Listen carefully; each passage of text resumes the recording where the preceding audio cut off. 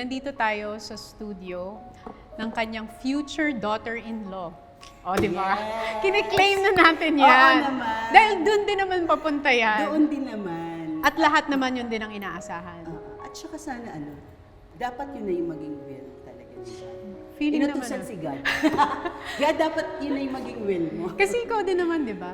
Yun na rin ang gusto mo. Oo naman. Kasi napakaswerte na ng anak ko kay Catherine na very responsible. Very responsible. And even Daniel, responsible. Lalo yung anak ko kasi yun yung lalaki, di ba? Oo. So, yeah, kung paano sila. Maganda kasi sa kanila, nag-mature sila sa loob ng relationship. Nag-grow. Nag-grow, Imagine from nag-mature. teens to 20s to mid-20s sila pa. Ang hirap na na. Sobra. Pero marami ding pagsubok yan. Pero okay na rin kasi kung naging perfect yun, baka nagtataka sila bakit. Or kung may dumating na hindi maganda, baka hindi ma-handle. Alam niyo kung bakit ko inimbitahan talaga si Ate Carla? There was one time in her life that she became a part of Home Sweetie Home. Tapos naalala ko in one of the setups na nagaganap, kinuwento niya very shortly lang and briefly yung pinagdaanan niya sa buhay. And it really explained why she is the woman that she is today.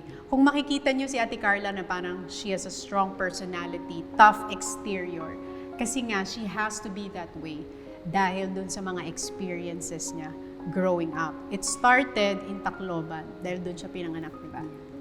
Pero ang kwento kasi, nung mga anak ang mami ko, nung November 21, syempre yun yung kinkwento niya, 1974. Dumating naman yung tatay ko after a few months.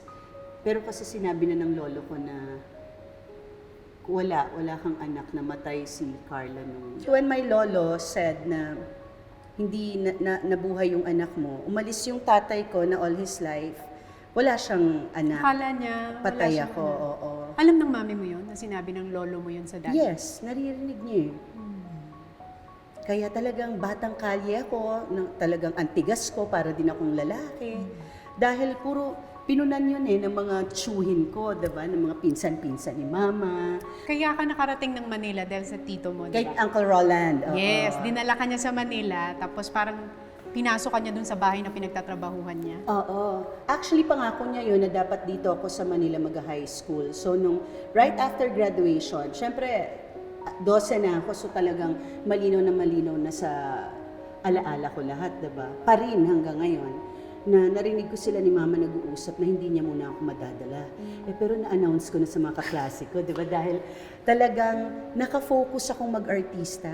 Bata ka pa lang. Bata pa lang. Wala akong ibang inisip kundi mag-artista ako. Bakit? Sinong idol mong Si artista na? Shanice de Belen, because pinapanood ko yung Flor de Luna. So, yun. So, sinama ka ng tito mo sa Manila. Saan kanya dinala dito sa Manila? Dito kami sa Heroes Hills, si Tito Roland, family driver. Ang laki ng bahay nung dumating kami. Yung Mansyon. lang kami sa likod, may driver's quarter. Naalala mo pa yung unang audition na pinuntahan mo? Unang audition, That's Entertainment.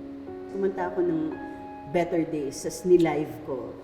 Ni-live ko Days. para lang talagang, make or break. Or di kaya magbabarko ako pabalik ng Tacloban. Kasi hindi nakakayanin ni Tito Roland. So, after that, sabi ni Tito Jerms, sige, ilagay na yan sa Wednesday group. Sino mga kasabay mo sa Wednesday group nun? Kami, of course, the late Isabel Granada, Cheryl Cruz, Romnick, oo. Yun yung batch nyo? Oo, kami. Anong year yun? 1990? 1990 to 1991. Nag 1 year lang ako. Kasi yung buong taon na nasa DATS ako, ang dami nang binibigay sa aking movies. Ayaw ni Tito Germs noon na meron na kaming kissing scene at a very young age or nagtutupis. But since ginawa ko yung movie na nagtutupis na ako and also sabi niya, Carla, kailangan na kitang pagpahingahin. Parang mas gusto ko nang umalago talaga. Parang feeling ko maraming hindi ko magawa hanggat nasa That's Entertainment ako. So I said yes, okay Tito Germs, but I will miss you. Pero syempre bata ka lang. Ilang taong ka nun? 16. Masyado din matigas ang ulo ko. So si Mother Lily talagang laging galit sa akin yun. Ikaw tigas ulo mo, ayaw mo daw magano daw gano'n. Wala kasing tagapagtanggol nakasakasama. So parang lagi akong naka-guard sa pagkatao ko, sa sarili ko, yung gano'n. Ilang taon ka nun una kang na-in love? I was 18 with Rommel. Saan mo siya nakilala? kakabitbit sa akin ni Rufa. Pero syempre, hindi ko pwedeng ikwento ang storya ni Rufa. Kakahatid ko sa kanya, pinabantayan ako kay Rommel, nabantayan naman ako ng bongga-bongga. Nabakuran mo ng bongga-bongga. Bakod na bakod, di ba? Oo. So, yun. But, since 10 years kasi yung gap namin ni Rommel, so, 28 siya noon, 18 ka. so parang sabi ko, bakit parang namamadali na yung mga, ang dami ko pang gagawin. Kailan mo nalaman na buntis ka? Tsaka paano? Siguro mga 6 months na. Oo, kasi hindi ako regular. Yung period? Oo, yung period ko. So I remember direct when, may eksena pa kaming mag-Chinese garter ako. 6 months ka na? Oo. Sabi niya, ba't parang ba't parang manas ka? Buntis ka, no? Sabi ko, direct, hindi, magsabi ka na. Dahil may Chinese garter kang eksena. Sabi ko, hindi naman. Ganun. So, super Chinese garter ako. At 6 months, pregnant. Siguro si Daniel nakakapit mo gano'n. Ano ba yan, ma? Ano sa Chinese garter? Gano'n. Nagtaka ko nung sinabi ni Direk Wen, ano bang Oo nga, no? Kasi pag bata ka, hindi ka naman uso sa'yo yung mga nahihilo ka. Naglilihi, inaantok. Wala. Dahil ka naman, ako very active. I play badminton. So parang wala akong nararamdaman. Siguro dahil nga bata. So nung sinabi sa akin, nag-check ako, wala pa naman ng mga... Wala pang ganun. So kailangan pumunta ka talaga. Sabi ko, sabi ng doktor, buntis ka.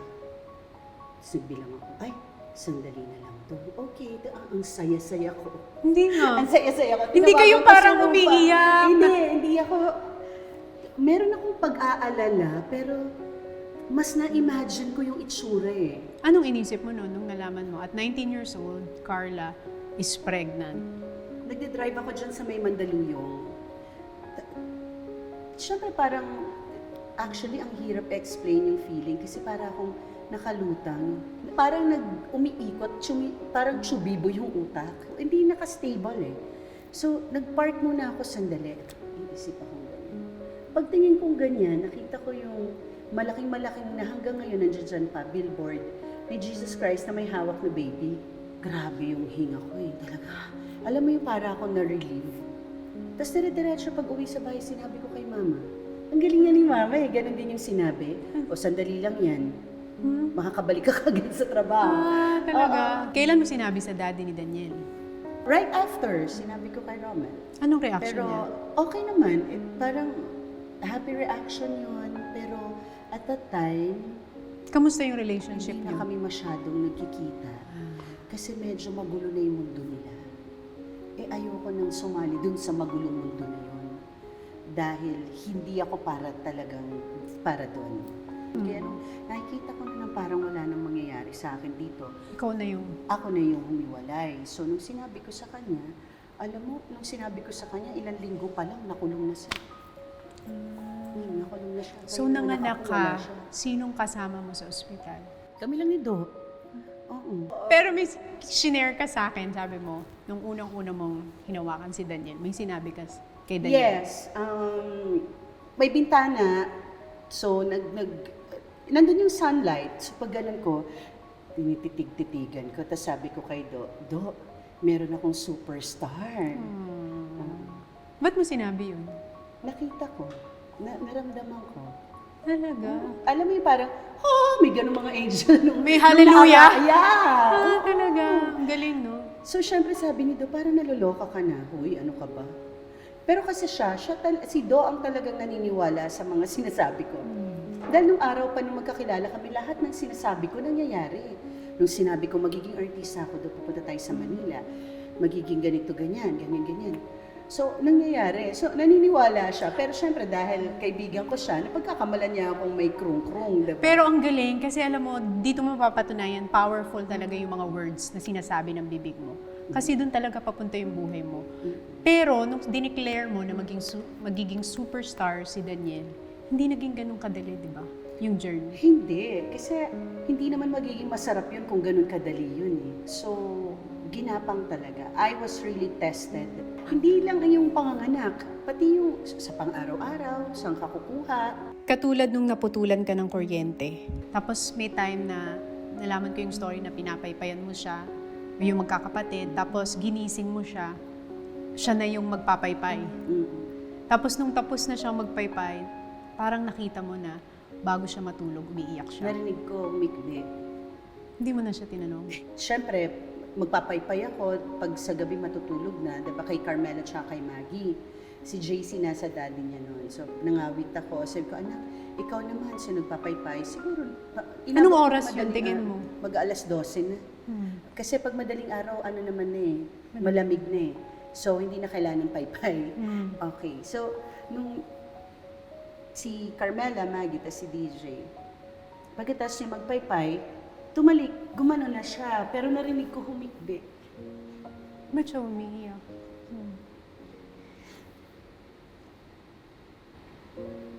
Hanggang ngayon, di ko naman alam bakit. Kasi, ayoko nang tinatanong yung anak ko ng ikalulungkot niya. Parang gusto ko lagi na matatag siya. Kasi kuya siya, diba? Sabi ko, hindi ko pinansin, pero narinig ko. So imagine yung pakiramdam ko. Umikbi lang siya, ako nagngangawa. Ang hirap gumawa ng hindi niya maririnig. Kasi hindi ako naririnig. Never ako nakitang umiyak ng mga anak ko. Kung nag-iiyakan kayo back to back. Oo. Pero hindi ko talaga pinaramdam na kawawa kami. Nakatilik umiyak ako. So pag gising ko the next day, sabi ko, anak, text mo si papa mo. Baka meron siya. Alam mo, sa Romel, wala pang... Yun naman, no? Yung absence niya, hindi ko na alintana dahil yung pinaka-importanting oras naming mag-ina, nasalba niya. Bayaran niya yung kuryente. Si And Daniel si DJ gumawa ng paraan. Oh. Ang tagal pa nga daw sabihin, sabi ni Romel, tumatiming pa daw sa kanya yung anak niya. Sabi ko, because yun ang tinuro ko na hanggat kaya, gawa natin ang paraan. Pag wala, di tsaka ka na lalapit, di ba? Hiya pa siyang humingi ng... Sa tatay niya, oo. Hindi rin niya kasi kinalakihan. So para talagang laging meron pang wall, di ba? Actually, may isa pa akong story na nalaman about Daniel na meron siyang audition sa ABS-CBN. Tapos nagpaalam siya dun sa mga taong nagpapa-audition. Baka kung pwedeng mauna siya. Kasi kailangan niya magsaing at wala magbabantay sa mga kapatid niya. May mga ganong instances pa siya. Because iti-taping na ako dun sa other network. Kaya, so si Daniel lang nasa condo, nagbabantay sa mga bata. So tinawagan niya ako. Sabi niya, nandito naman ako sa panghuli, baka kailangan ko ng umuwi. So tinawagan ko yung handler niya. Sabi ko, kung pwede na, kasi mukhang hindi naman, wala namang nangyayari. So yung sagot sa akin, hindi pwedeng umalis kasi siya na yung napili. Ayaw lang namin i-cut short yung pila. Ano yun? Anong show yun? Growing Up. Oh.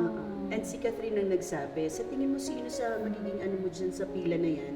Sinabi ni Catherine, ayun yung payatot na nasa dulo. Yun ba yun? yun Ang yun. galing naman. Yun na pala yung magbubukas ng pinto. Ever ba nag-usap kayo ni Daniel na parang, anak, we made it. Ayaw Tapos ni Daniel ba ganyan? hindi siya madrama. Parang ikaw. Ayaw niya, pero nung patanda ako, nagiging madrama ako. Kasi mangyari yan sa'yo. As a mother. As a mother. Oo. Uy, ako ngayon Na madrama. hindi mo mapigilan. Ako ngayon madrama na rin ako. Ha? Ang aga mo Ano yung pagkakamali mo sa pag-ibig na lagi mong tinuturo sa mga anak mo? Lalo na sa mga babae mong anak. Hindi naman ako naniniwala na sa paghihiwalay, isa lang lagi yung may diferensya, diba? Kaya lang, sinabi ko lang sa mga anak ko talaga na pag hindi na kayo masaya, mag-empake na kayo. Dahil walang magiging, walang saysay ang pagsistay. So, we're there. Bakit? Sabi ni Maggie, nandoon kami eh. So, may chance ba na pinaglaban mo kami na para magstay ka? Hindi masama. Dahil wala namang one night stand sa mga ama nyo eh. Taon naman ang binilang ng mga pinagsamahan namin. Sa mga panahon na yun, nakikipaglaban ako. May mga panahon na nakikipaglaban akong maging maayos, anak. Pero talagang hindi para sa akin yon, and ayoko nang makita niyo pa. Kailan mo nararamdaman na it's time for me to leave this relationship? Pag hindi ko na kayang gumising na masaya, parang yung gising ko, parang hindi ko na malunok yung kakainin ko. Pagkain pa rin, ha? Tsaka ang importante... Symbolism. Oo. May symbolism sa food. Paano may nahandle, Ate Carla, yung mga tao na hindi ka naiintindihan? Hindi nila nag-gets kung bakit ganito ka-tough, ka-strong yung personality. Yung mga bashers, criticisms. Paano mo naman hinahandle yan? Alam mo, Tony, ang pinagdaanan mo sa buhay ang magbibigay sa'yo ng confidence. Magbibigay sa'yo ng tapang, lakas ng loob at pangunawa. At yung bait, hindi mo na mapapansin lahat yun. Sa panahon ko ngayon, sa buhay ko ngayon, hindi na nagmamatter sa akin talaga yung sasabihin ng mga tao. But imagine me, in my 20s, na nanganak lang ako ng nanganak. Heartaches after heartache, after heartache, breakups after, yung mga ganun. Imagine nun, tas may tumitira pa sa'yo na, kasi ganun, ano ba tong batang to? Ganun. Ano yung pinakamasakit na narinig mo ng 20s ka na sinabi sa'yo? Na pariwara, matigas ang ulo, di marunong makinig. So, lahat yan naririnig ko. Kasi totoo naman. Pero kasi, yun lang kasi yung kaya nilang sabihin dahil yun lang yung nakikita nila. Pero ako, ang tibay ng paniniwala ko sa core ng pagkatao ko eh. Dahil alam kong nagmahal lang ako. Hindi ito parang, hindi ko alam kung sino yung ama. Hindi ito one night stand. There was a relationship, there was love, at may nabuo dun sa pagmamahalan na yun. So yun lagi ang sinasabi ko sa mga anak ko. Di ba kanina pinag-uusapan natin yung mga mistakes na nagawa mo in the past? So sa dami ng pagkakamali mo na nagawa mo sa buhay, ano naman sa tingin mo yung isang bagay na nagawa mo ng tama? Ang tinuloy ko ang mga anak ko sa gitna ng walang kasiguraduhan kung paano ko sila bubuhayin, ay hindi ko sila pina-abort. Because at that time, I was very young, lahat may mga naririnig kang gano'n ang sinasabi sa'yo, hindi mo alam kung nangihinayang dahil ang ganda mo at nag-uumpisa kang pasikat na artista. Diba? Pero hindi ko pinakinggan lahat yon dahil alam ko yung core ko na mabuti akong tao at magiging mabuti akong ina. Diba na kahit magtulak ako ng kariton, hindi sila magugutom. Lalo na ako. Hindi ako papayag na magutom ako. And ako ang magsasabi na maraming tamang paraan na pwede niyong magawa. Dahil nagawa mo? Dahil nagawa ko lahat. Diba? Di ako nagnakaw, di ako nangloko ng tao. Nangutang ako, pero sinikap kong bayaran. And yes, masarap yung feeling ng blessing na dumarating sa'yo pag pinagsakripisyohan mo. So sa dami ng pinagdaanan mo sa buhay, kung iisipin mo ngayon, ano yung pinaka-importanting lesson na natutunan mo? Dapat maging bukas tayo, marunong tayong makinig. Dahil hindi tayo laging tama. Kailangan mo pa bang madapa ng paulit-ulit para masabi mo lang sa sarili mo na tama paling nanay ko? Lahat ng magulang ay hindi ginustong mapariwara ang anak. Hindi ka marunong makinig sa magulang mo, magkakamali ka, lalo na sa kabataan. Kasi kung ako, nangyayari sa akin nun, hindi ko naman pwedeng sabihin na okay lang, wala kasi akong tatay. Hindi diba? I mean, meron kang kaibigan na nagsasabi sa'yo, it was just your choice na hindi makinig. And be selfish, just to be happy na para lang sa sarili mo na hindi mo na nakita ang mga taong nasasaktan at na papabayaan mo, diba? Very important na kahit dumadaan ka, kahit inaakyat mo ang hagdan na matarik, hagdan ng buhay na puro pagsubok na matarik, wag na wag mong aalisin yung sense of humor mo. Bigyan mo lagi ng konting ngiti at tawa at a little bit of kabaliwan ang buhay. Kasi ang laking tulong, promise. Huwag ka namang maglakad sa kalsada na parang bagang. Baliw. Baliw, diba? Hindi naman yon. Guys, ang dami-daming dahilan para tumawa. I'm not saying na sinasabi mo lang kasi okay ka na ngayon. Girl, hindi mo kakayanin. Ang pinagdaanan ko, nalagpasan ko, kasi kalsada ko yun eh. Kalsada ko yun na kailangan kong linisin, daanan, wasakin, ayusin ulit, wasakin, ayusin ulit. That's my road. My way, mapapunta na ako sa my way. And I did it my way. Oh, yung pala yun. Diba? Doon kami nagtapos sa my way. Yung pala ang summation nito. I did it my way. That's